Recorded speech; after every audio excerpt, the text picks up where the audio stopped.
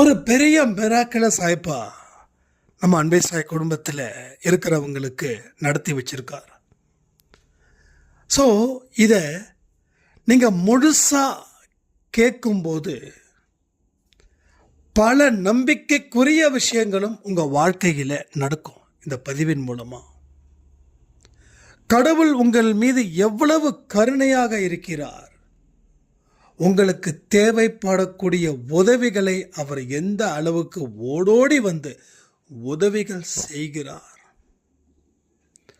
பல கட்ட போராட்டத்திற்கு பிறகும் வாழ்க்கையில் நம்ம வெளிச்சத்துக்கு போகாமல் இருப்பதற்கு உண்டான காரண காரியங்கள் என்ன, இதை பற்றி தான் இந்த பதிவில் நம்ம முழுசாக சொல்லியிருக்கோம். ஸோ ஒரு மெய் சிலிர்க்கும் பதிவு தான் இந்த பதிவு. இந்த பதிவை கால்வாசியோ ஆஃபோ இல்லை முக்காலோ கேட்டிங்கன்னா அதில் சொல்லக்கூடிய எந்த ஒரு விஷயமும் உங்கள் ஆழ் மனசில் போய் சேர்ந்துடாது. அதனால் தெளிவான மனநிலையோடு ஒரு நம்பிக்கையோட கடவுள் எவ்வளவு அதிசயமானவர் அந்த ஒரு எண்ணத்தை வச்சு இந்த பதிவை கேட்டு பாருங்க. கண்டிப்பாக சொல்கிறேன், ஒரு பெரிய மாற்றத்தை இந்த பதிவு ஏற்படுத்தும். ஓம் சாயிரா சாயிரா, ஓம் சாயிரா சாயிரா, ஓம் சாயிரா சாயிரா, அன்பே சாயிரா, பேரன்பே சாயிரா, அகிலம் தளிக்க ஆத்மா விழிக்க அனுதினம் சாயிரா, எங்கள் அன்பே சாயிரா. ஒன்றே இறைவன், ஒன்றே பூமிக்கென்றும் சாயிரா, சரணம் சாயிரா, நன்றே செய்து வாழ்வோம், நாம் ஒன்றே செய்து வாழ்வோம், அன்பே சாயிரா.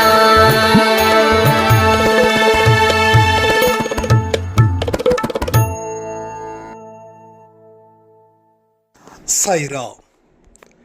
என் உயிரின் உயிரானவர்களே, திக்கற்றவர்க்கு தெய்வமே துணை. இந்த வார்த்தைக்கு அர்த்தம் தெரியாதவர்கள் யாருமே இல்லை. கடவுள் செய்யக்கூடிய ஒரு விஷயமும் ஒரு பெரிய மேஜிக் போல இங்கே அன்பை சாய் குடும்பத்தில் நடக்குது. ஒரு பெரிய மெய் சிலிர்க்கும் ஒரு சம்பவம் நேற்று இரவு நம்ம அன்பை சாய் குடும்பத்தில் நடந்தது. நான் ரொம்ப ரொம்ப ரொம்ப பெருமைப்படுறேங்க இந்த அன்பை சாய் குடும்பத்தை பார்த்து. அப்படிப்பட்ட ஒரு உதவியை நம்ம சகுந்தலா சாய்ராம் அவர்கள் தாஞ்சூர் அவங்க பண்ணியிருக்காங்க. ஸோ கடவுள் அவங்களுக்கு எல்லா நலத்தையும் எல்லா வளத்தையும் கொடுக்கணும்னு சொல்லி நாம் எல்லோரும் பிரார்த்தனை பண்ணிக்கலாம். ஒரு மனுஷனுக்கு உதவி இப்படி செய்யணும் அப்படின்னு அவங்க ஒரு எடுத்துக்காட்டாக இருக்காங்க. 10 ரூபாய் செலவு பண்ணாவே 1000 ரூபாய் கிடைக்கிறது போல. ஆனால் இந்த உதவி அவங்களுக்கு மறுபிறவியில் இருக்கக்கூடிய ஒரு பாவத்தையும் அது தீர்க்கும். எனக்கு உண்மையிலே அவ்வளோ சந்தோஷமாக இருந்தது. எனக்கு அவங்க சொன்ன ஒரே ஒரு வார்த்தை, அன்பே சாய் குடும்பத்தில் இருந்துக்கிட்டு இந்த உதவியை கூட செய்ய முடியலன்னா கடவுள் என்ன மன்னிக்கவே மாட்டார் சாயன்னு சொன்னாங்க. ஸோ நீங்களும் நம்ம சகுந்தலா சாய்ராம அவங்களுடைய வாழ்க்கையில் நடந்த சம்பவத்தை தான் நான் பேச போகிறேன். இப்போவே அவங்க எங்கே இருந்தாலும் சந்தோஷமாக நிம்மதியாக இருக்கணும்னு சொல்லி பிரார்த்தனை பண்ணிக்கோங்க. அதாவது வயசான பெற்றோர்களை நேற்று இரவு 12 மணி இருக்கும். அந்த அம்மா தன்னுடைய மருமகள் கிட்ட ஏதோ மூஞ்சி கொடுத்து பேசலைன்னு சொல்லி அவங்க மகன் நைட்டு 12 மணி மேலே இருக்கும் மழையில் வீட்டை விட்டு வெளியில் போன்னு சொல்லி அனுப்பியிருக்காங்க. நீ இங்கே இருக்கவே கூடாது, நீ இருந்தால் நடக்கிறதே வேற, அதையும் மீறி நீங்கள் இருந்தால் நான் சூசைட் பண்ணிப்பேன்னு அந்த பையன் எமோஷ்னலாக மிரட்டி அவங்கள அனுப்பியிருக்கான். ஏன் அவனுக்கு போய் மரியாதை கொடுக்கணும், அனுப்பியிருக்கான். இவங்க என்ன பண்ணுறது, எங்கே போகிறது எங்கே வருதுன்னு தெரியாமல் பக்கத்தில் இருக்கக்கூடிய சாய்பா கோயிலில் போயிட்டு அங்கே போய் கதறி அழுதுருக்காங்க. இந்த நிலைமை யாருக்குமே வரக்கூடாது சாய்பாபா. என் வாழ்க்கையில் நான் எவ்வளவு மோசமான சிச்சுவேஷனில் நான் இங்கே இருக்கிறேன், என்னால் முடியல. நாங்கள் பேசாமல் இங்கே இருந்தால் தானே, உயிரோடு இருந்தால் தானே நாங்கள் சாகணும், செத்து போகணும் அப்படின்னு ஒருத்தவங்க மேலே ஒருத்தவங்க பேசிக்கிட்டு சாய்பா கிட்ட பேசிக்கிட்டே இருந்திருக்காங்க. அதுக்கப்புறம் சரி விடிஞ்சதுக்கப்புறம் எங்கேயாவது போயிடலாம், இப்போ நம்ம எங்கே போகிறது இந்த மழையிலன்னு சொல்லி தங்கியிருக்காங்க. அங்கேயே தங்கினவங்க விடிய காலையில் சரி விடிஞ்சிடுச்சு, இந்த இடத்த விட்டு போகலாம் அப்படின்னு அவங்க கணவர், அதாவது அந்த பெரியவர் தன்னோட மனைவியை பார்த்து கூப்பிட்ருக்காங்க. மனைவி சொல்லியிருக்காங்க, இல்லை கொஞ்ச நேரம் காத்திருக்கலாம், என் மனசு என்னமோ பண்ணுது, என்னமோ என் பையன் வருவான்னு தோணுது அப்படின்னு. பையன் 5 மணி ஆகியும் வரல, 6 மணி ஆகியும் வரல, 7 மணி ஆகியும் வரல, 8 மணி ஆகியும் வரல, 9 மணி ஆகியும் வரல. அந்த 10 மணி நெருங்கும் போது நம்ம அன்பே சாயில் இருக்கக்கூடிய சகுந்தலா சாயிராம் அவங்க கோயிலுக்கு போகும்போது அவங்களும் இவங்களும் தெரிஞ்சவங்க.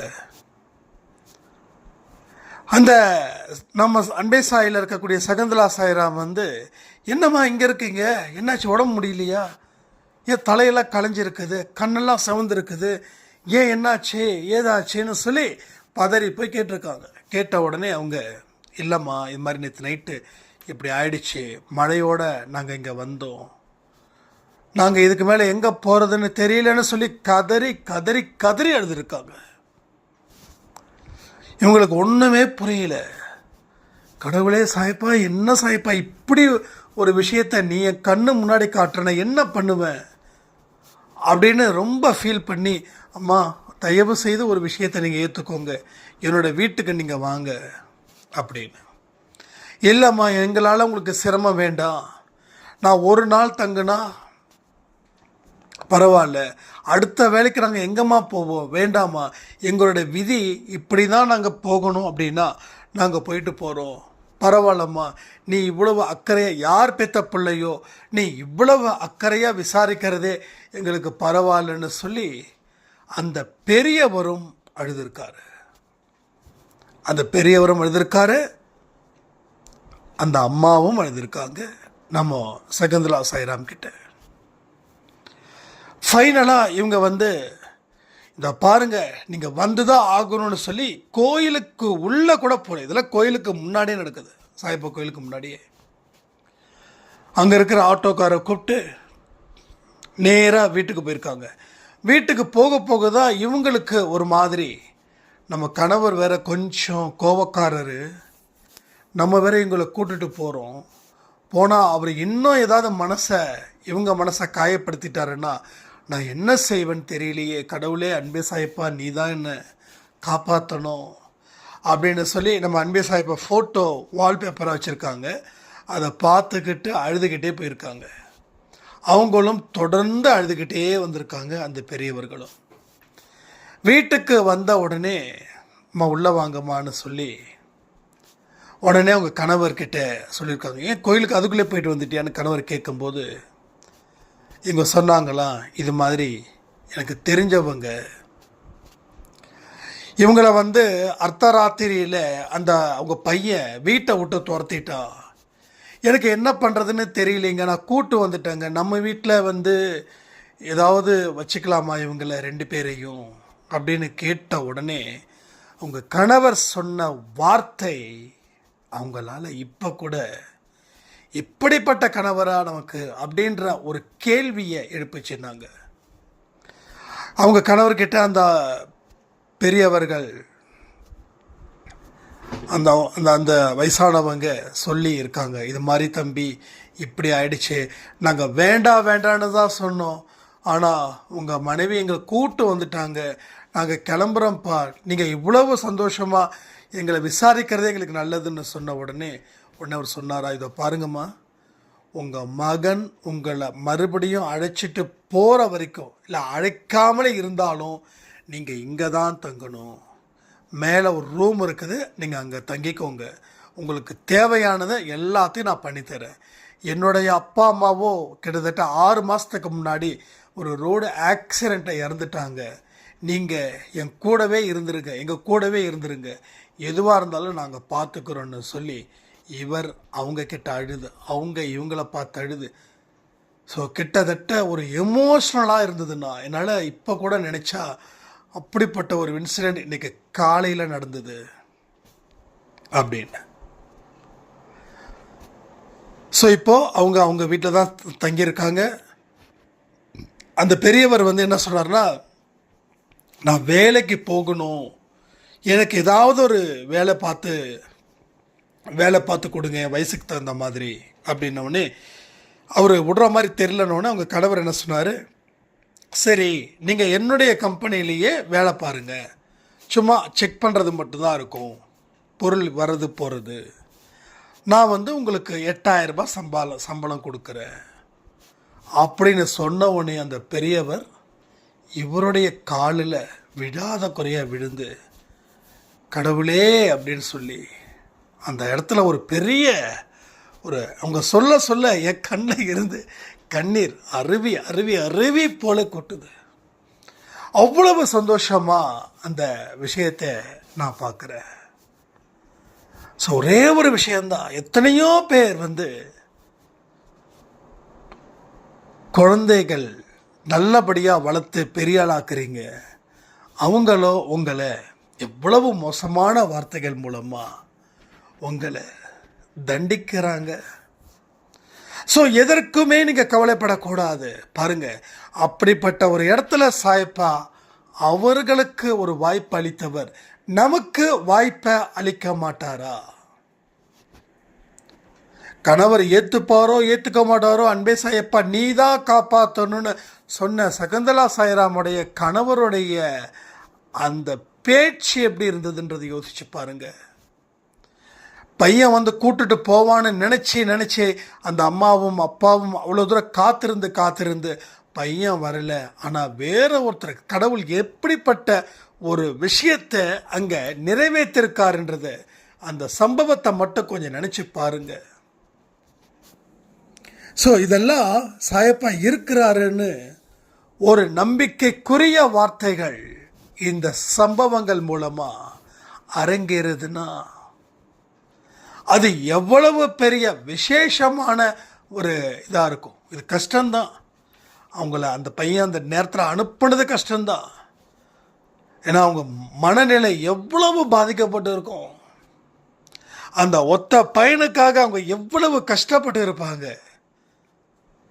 அந்த அம்மா எத்தனை செஞ்சு கொடுத்துருப்பாங்க, அந்த பையனுக்கு உடம்பு சரியான எப்படி துடிச்சிருப்பாங்க, அப்பாவாக இருந்து அந்த பையனை அவர் எப்படி படிக்க வச்சிருப்பார். ஒரு சாதாரண middle class family, so upper middle class கூட இல்லை, ஒரு மிடில் கிளாஸ் ஃபேமிலி. அப்போது எல்லாத்துக்குமே சாயப்பா இருக்கிறாருன்ற ஒரு நம்பிக்கை இங்கே உங்களுக்கு வரணும்.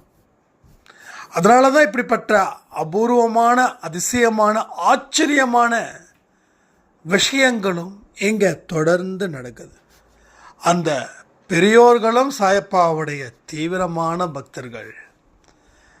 நம்ம அன்பே சாய் குடும்பத்தில் நான் சொல்லவே வேண்டாம், ஆனால் அவங்க கணவர் சாய்ப்பா மேலே பெருசாக நம்பிக்கை இல்லை. அவர் பெருமாளோ சிவனோ ரொம்ப தீவிரமாக வழிபடக்கூடியவர். ஆனால் இந்த இடத்துல எப்படிப்பட்ட ஒரு காம்போ செட் ஆகிருக்குதுன்றத நீங்கள் கொஞ்சம் யோசிச்சு பாருங்கள். உங்கள் சிந்தனையில் இதையும் வையுங்க. எத்தனை பேர் நம்ம கூட இருந்தாலும் நம்ம தனிமையில் இருக்கிறது போல ஒரு மனசில் ஒரு குழப்பம், ஒரு பயம் இல்லையா? இனி 1000 பேர் வெறுத்தாலும், 1,00,000 பேர் வெறுத்தாலும், கோடி பேர் வெறுத்தாலும், என்னை எனது சாயப்பா என்ற ஒரு மகத்தானவர் என்னை வெறுக்க மாட்டார். அந்த சூழ்நிலையை உங்கள் மனசுக்குள்ளே உருவாக்குங்க. எதிரிகள் என்னதான் உங்களை பயப்படுத்தினாலும் சரி, ஆனால் உங்களை எந்த காரணத்தை கொண்டும் நமது சாயப்பா உங்களை கைவிட மாட்டார். அவர் உங்களை தாங்குன்னு தாங்குவார். சாதாரணமாக தாங்க மாட்டாருங்க. எத்தனை ஜென்மம் ஆனாலும் எத்தனை ஜென்மத்தில் நீங்கள் பிறந்தாலும் அத்தனை ஜென்மத்திலையும் அவர் தாங்குவார். நம்ம நிறைய சொல்கிறோம், கடவுளோட வார்த்தைகளை சொல்கிறோம், கடவுளோட வார்த்தைகளுக்கு உயிர் இருக்குதுன்னு சொல்லுறோம். ஆனால் கடவுளுடைய வார்த்தையில் இங்கே வாழக்கூடியவர்கள் வெகு சிலர். அதை தாண்டி வாழ்ந்துகிட்டு இருக்கிறவர்கள் தான் பலர். அதை தாண்டி வாழ்ந்து கொண்டு இருப்பவர்கள் தான் பலர். நாம் நேற்று இரவு ஒரு பதிவு கொடுத்தோங்க. அதாவது விஜய் முதல்வர் அப்படின்னு தமிழில் போட்டு நாம் பண்ணியிருந்தோம். அதுக்கு உடனே ஒரு சில எதிர்ப்புகள். தமிழ்நாடு மக்கள் என்ன ஆவார்களோ? நான் ஒரு விஷயம் கேட்குறேன். ஒரு விஷயம் நடக்கிறதுக்கு முன்னாடியே முடிவு பண்ணுறது எவ்வளவு தப்புன்ற விஷயத்தை நம்ம அன்பே சாயில சொல்லியும் அதை இன்னமும் நீங்கள் ஏற்றுக்கலைன்னா அதுக்கு என்ன அர்த்தம்? ஒரு ப்ரீ ஜட்ஜ்மெண்ட் இங்கே ஏன் கொடுக்குறீங்க நீங்கள்? நாம் என்ன சொன்னோம்? யார் வந்தாலும் அவங்கள வாழ்த்தணும், அவங்க நல்லபடியாக ஆட்சி கொடுப்பாங்கன்ற நம்பிக்கை வைக்கணும். அது ஆண்ட கட்சியோ ஆளாத கட்சியோ இல்லை ஆண்டுகிட்ட இருக்கிற கட்சியோ. அப்போ ஏன் இந்த இடத்துல மட்டும் ஒரு வெறுப்பு? இன்னொரு சாய்ராம் சொன்னாங்க, அரசியலில் ஏன் ஆன்மீகத்தில் சேர்க்குறீங்கன்னு. நம்ம நிறைய பதிவில் சொல்லியிருக்கோம். அரசியலும் ஆன்மீகமும் தான். அரசியல் மட்டும் மக்கள் தானே, ஒரு மக்கள் தானே, மனுஷன் தானே ஆள்றான். இல்லை ஒரு சிங்கமோ ஒரு புலியோ இல்லை 5 அறிவு படைத்த விலங்கினமோ ஆளுது. ஒரு மாற்று அரசியல் வேணும்.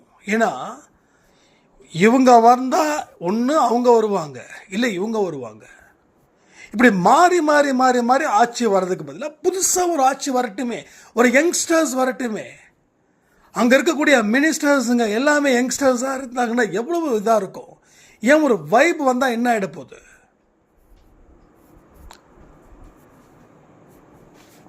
ஒரு நல்ல ஆட்சி நடக்கணுமேனு ஆசை தான், வேற ஒன்றும் இல்லை. அப்போ யார் வந்தாலும் சரி, எந்த கட்சி புதுசாக யார் வந்தாலும் சரிங்க, நம்ம ஆதரிக்கணும். அவங்கள நல்லா புரிஞ்சுக்கோங்க, அவங்கள ஆதரிக்கணும். ப்ரீ ஜட்ஜ்மெண்ட் என்றைக்குமே கூடாது. இதை உங்களுக்கு அண்ணனாக இருந்தோம், உங்களுக்கு தம்பியாக இருந்தோம் நான் சொல்கிறேன், இதை தப்பாக நினச்சிக்க வேண்டாம். ப்ரீ ஜட்ஜ்மெண்ட் நீங்கள் கொடுக்க கொடுக்க உங்கள் லைஃப்பில் அது உங்களுக்கு பெரிய இம்சையாக மாறிடும். 5 வருஷம் பார்க்கலாம், நல்லா ஆள்றாங்களான்னு பார்க்கலாம், ஆள முடியலன்னா வேற ஒருத்தவங்களுக்கு ஓட் போட வேண்டியதா? இது என்ன வம்பா இருக்குது? அப்போது நாம் அவளாம் பண்ண மாட்டான், இவெல்லாம் பண்ண மாட்டான், அவன் செய்ய மாட்டான், இவன் செய்ய மாட்டான். அப்போ ஏன் நம்ம அவநம்பிக்கையை ஒருத்தன் மேலே வைக்கணும்னு கேட்குறேன். நம்பிக்கை வைங்க. ஸோ நாம் நம்பிக்கையாக இருக்கணும்னா மற்றவங்களையும் நம்பிக்கையாக பண்ணுவாங்கன்றதை நாம் நம்பணும். But that's a positive. இங்கே ஏன் நெகட்டிவாக வந்து நிற்குது? நான் அடிக்கடி சொல்லியிருக்கேன், விருப்பு வெறுப்பு இல்லாத ஒரு வாழ்க்கையை நீங்கள் வாழணும் அப்படின்னு. இந்த இடத்துல மட்டும் ஏன் வெறுப்பு வருது? ஸோ நாம் மற்றவங்களுக்கு ரோல் மாடலாக இருக்கணும்.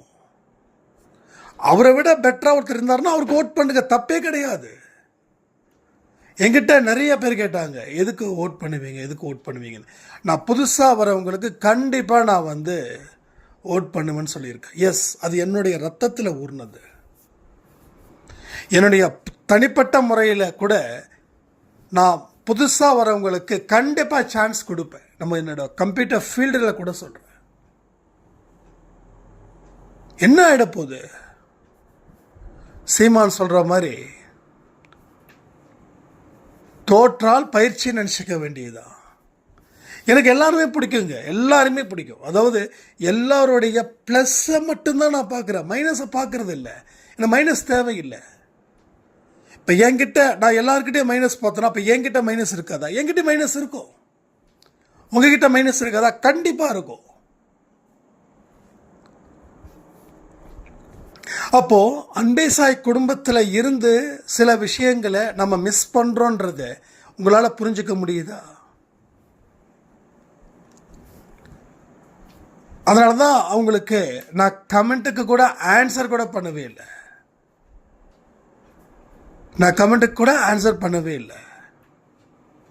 யாரும் யாரையும் நிர்பந்திக்க கூடாதுன்றது ஒரு தாட் இருக்குது. நம்ம என்னைக்காவது சொன்னோம் அன்பே சாயில் இவங்களுக்கு ஓட் போடுங்க, அவங்களுக்கு ஓட் போடுங்கன்னு இல்லை.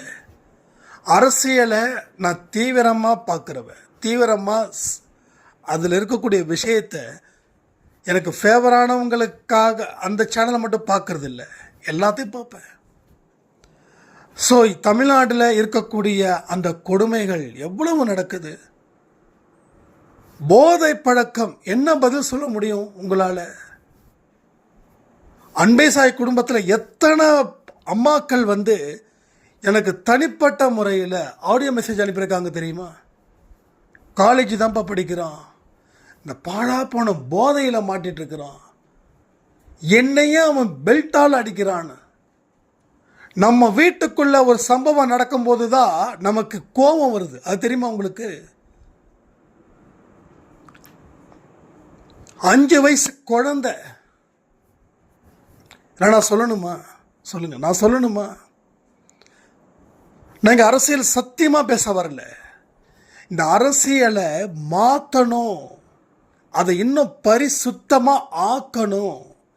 ஒரு எதிர்பார்ப்பு புதுசாக ஆட்சி பண்ணுறவங்க கிட்ட நான் வைக்கிறது தப்பா? நீங்களே சொல்லுங்க. நம்ம குடும்பத்தில் ஒரு விஷயம் நடந்தாதான் நமக்கு கொந்தளிக்கிறோம். இது மாதிரி நம்ம அன்பே சாய் குடும்பத்தில் எத்தனையோ விஷயங்கள் இந்த போதையில். ஏன் அடிக்கடி நான் தண்ணி அடிக்கிறவங்களை பற்றி பேசிகிட்டே இருக்கேன்?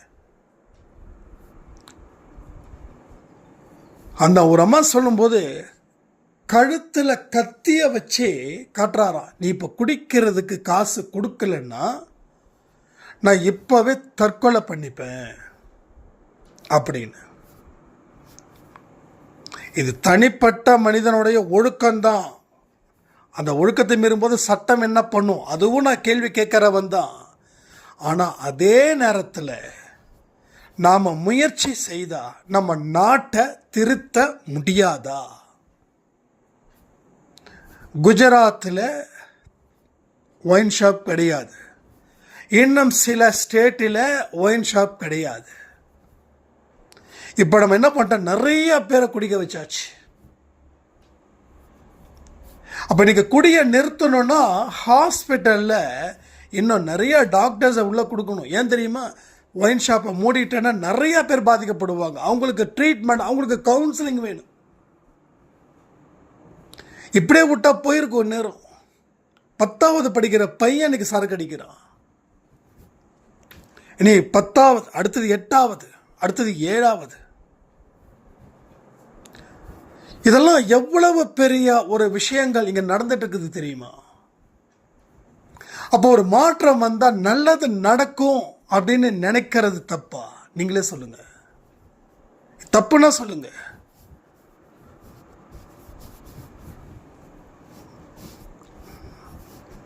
ஸோ இப்படிப்பட்ட சூழ்நிலைகளை நாம் இன்றைக்கும் நம்ம ஸ்ட்ராங்காக இல்லைன்னா நம்ம தலையில் மிளகா அரைச்சிக்கிட்டே இருப்பாங்க. அதனால் புது மாற்றத்தை வரவேற்கக்கூடியவர்களாக நீங்கள் இருங்க. அவங்க ஆட்சி சரியில்லைன்னா மறுபடியும் அவங்களுக்கே ஓட் பண்ணணுன்ற அவசியம் நமக்கு இல்லை. அப்போ யார் நல்லதை கொடுக்க முடியும்னு சொல்கிறாங்களோ அவங்க மேலே நம்பிக்கை வைங்க. அதுக்கப்புறம் உங்கள் விருப்பம், அது உங்கள் விருப்பம். தனிப்பட்ட முறையில் கூட நிறைய பேர் கேட்டாங்க, யாருக்கு எனக்கு ஒருத்தவங்களுக்கு கூட பதில் சொல்லலை. இல்லை, நாங்கள் அந்த கட்சியோட பாரம்பரியமாக இருக்கோம், நாங்கள் இந்த கட்சிக்கு பாரம்பரியமாக இருக்கோம். நான் ஒன்று சொன்னேன், எந்த கட்சிக்கு பாரம்பரியமாக இருக்கீங்களோ அந்த கட்சி மக்களை ஒழுங்காக பார்த்துக்குதா அந்த நம்பிக்கை இருந்துச்சுன்னா யூ கேன் டூ இட் அப்படின்னு. இல்லை தம்பி, இப்போ ஒரு மாற்றம் வேணும்னா யார் மாற்றத்தை பேசுகிறாங்க, யார் தனியாக நிற்கிறாங்கன்னு பாருங்கள், அவங்களுக்கு ஓட் பண்ணுங்க அப்படின்னு. இது வரைக்கும் நான் யாருக்கு ஓட்டு போட்டன்றதை நான் இங்கே வெளியில் சொல்லவே இல்லை. ஆனால் என்னால் ஓட்டும் போட முடியல. எஸ்ஐஆரில் என்னோடய பேர் ரிஜிஸ்டர் பண்ண முடியல, அதனால் ஓட் பண்ண முடியல. அப்போ நம்ம லைஃப்பில் நிறைய விஷயங்களை நம்ம இன்னமும் இந்த இடத்துக்கு, அதாவது நம்ம மனநிலை எந்த அளவுக்கு இருக்குதுன்றதை 1-2 சாம்பிள் மூலமாக நம்ம தெரிஞ்சுக்கலாம். இதையும் தாண்டி அவங்க எதிர்த்து நிற்கணும்னா நில்லுங்க, எனக்கு பிரச்சனை இல்லை. ஆனால் ஒரு விஷயத்தை மட்டும் புரிஞ்சுக்கோங்க, நம்ம சாயப்பாவே இருந்தாலும் புதியவர்களுக்குத்தான் வாய்ப்பளிப்பார். அப்போ உங்களுக்கு நீங்கள் ஃப்ரெஷர் அப்படின்னும் போது உங்களை ஒதுக்கி தூக்கி போட்டால் உங்களுக்கு திறமை இருக்குது, உங்களுக்குன்னு அந்த அந்த களத்தில் நீங்கள் இறங்கி வேலை பார்த்தாதான் உங்களுக்கு திறமை இருக்குதா இல்லையான்னு தெரியும். ஆனால் நீங்கள் திறமைசாலியாக இருந்தும் உங்களுக்கு களம் இல்லை அப்படின்னா உங்கள் திறமை எப்படி வெளிப்படுத்த முடியும்? அப்போ ஒருத்தவங்க ஆடுறதுக்கு முன்னாடியே இவர் நாட் அவுட்டு, இவர் ரன் எடுக்க மாட்டார், போயிடுவார்னு சொன்னீங்கன்னா அவன் ஒரு 100 ரன் எடுத்தானா என்ன பண்ணுவீங்க? அதனால் வெயிட் அண்ட் சி. நம்ம காத்திருக்க தப்பு இல்லையே. அப்போ அது வரைக்கும் நம்ம வேலை பார்க்கலாமே. நமக்கு ஏகப்பட்ட வேலை இருக்குது. பாட்டுக்கு ஆட்சி செய்யட்டும். அவங்க ஆட்சி செஞ்சாங்கன்னா இங்கே எத்தனையோ பிரச்சனைகள் இருக்குது, அத்தனையும் சால்வ் ஆகிடுச்சுன்னா எல்லாருக்கும் ப்ராப்ளம் சால்வ் ஆகும். பிஸ்னஸில் எனக்கும் சில பிரச்சனைகள்லாம் இருக்குது, அதே மாதிரி டெக்ஸ்டைல்ஸில் இருக்கிறவங்களுக்கும் நிறைய பிரச்சனைகள் இருக்குது. எல்லா பிஸ்னஸுமே இன்றைக்கி பாதிக்கப்பட்டு இருக்குது. ஸோ ஏதாவது ஒரு விடியல் வராதா அப்படின்னு தவிக்கும் போது யாராவது ஒருத்தங்க புதுசாக இருக்காங்க அப்படின்னா அவங்களுக்கு வாய்ப்பை கொடுத்து பார்ப்போம். நல்லா இருந்தால் ஓகே, நல்லா இல்லைன்னா தூக்கி போட்டால் அடுத்தது யார் தோணுதோ பண்ணுவோம், அவ்வளோதான். சரியா?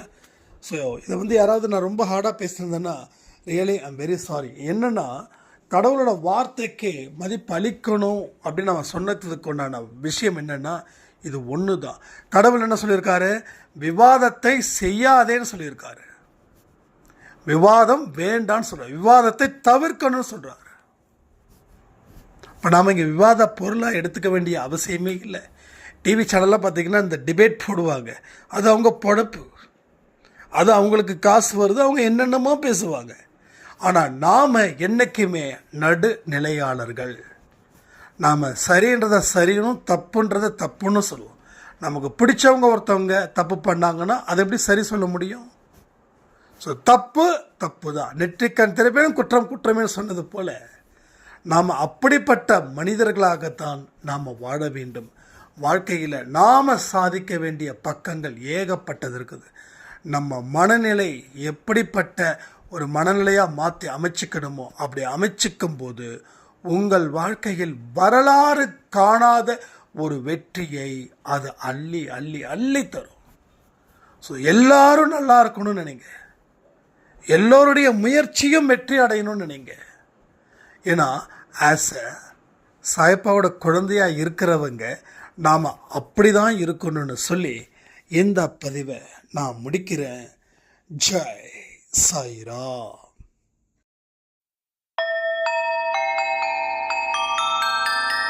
ஓம் சாயிரா சாயிரா ஓம்